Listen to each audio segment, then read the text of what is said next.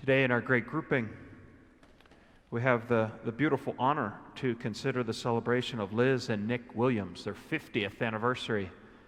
Got to talk to Nick last night, and it still sounds like he just barely got engaged. He just loves his wife, Liz, so much. He was telling me about her energy and her enthusiasm.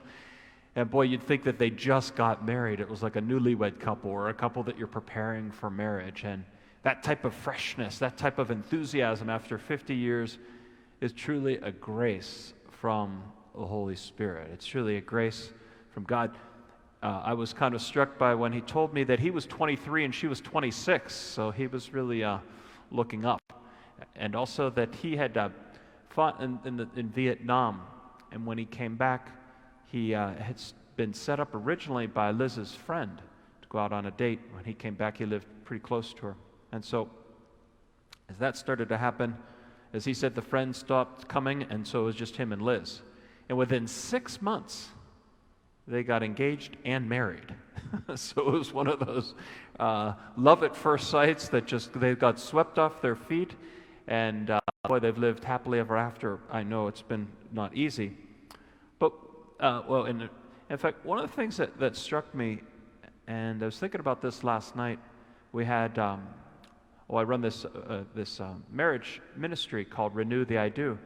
And last night we had about 40 or 50 couples on this Zoom with Father Joe Faridi and I. And the question was asked us, like, what's our top saints? Who are our top saints? And I've experienced, I don't know if you've experienced this as well, that the saints need to find us. It's not about us choosing a saint necessarily, although, we do that for confirmation. But it's more about what saints have found us. And so your top saints, like top 5 saints or whatever, they can actually change according to what's going on in your life and how the saints are finding you. And for example, I always carry around in my right pocket a saint that found me many years ago as I was at Medjugorje, called Saint Leopold Mandic. And I talked about him a little while ago in terms of that intercessory suffering that he would take on.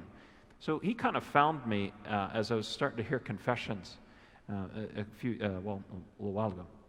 But this particular couple, Liz and Nick, they had a tremendous background in the Lebanese church called the Maronite Rite. So it's one of the ways in which we celebrate Mass. But it was Saint Charbel who found them.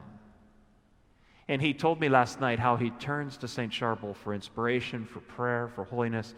If you've never heard of St. Charbel, just Google him. He's a really interesting character. He was a monk and spent 23 years in silence. Now, I don't know if that's the key to Liz and to their marriage, because after 50 years, maybe you need 23 years of silence. And I'm not sure who was the more silent one there, Liz or Nick, but it makes you wonder the importance of prayer and holiness and of being able to experience God. So St. Charbel was this monk who spent most of his life in silence and prayer and receiving the Eucharist.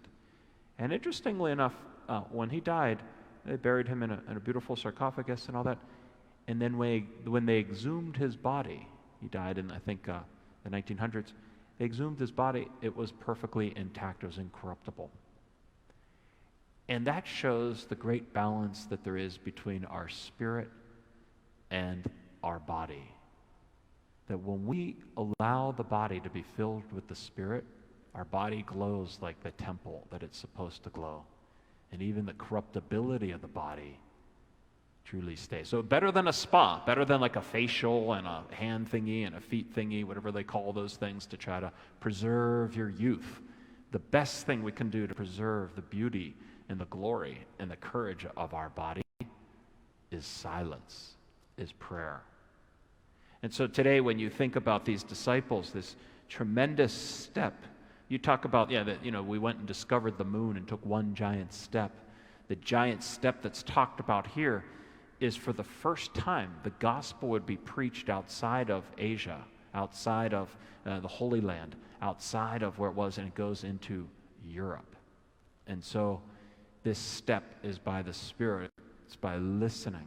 It's through that silence. So maybe there's a step in our life, maybe in your marriage, maybe in your vocation, maybe during this corona time that the Spirit's asking you to take. That step, first and foremost, is silence.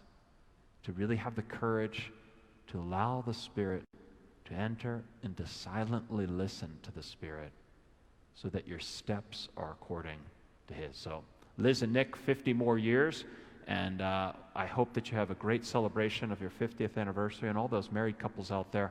Check out Renew the I Do and all the things that we're doing here with Deacon Tom Lopez for married couples in our great grouping.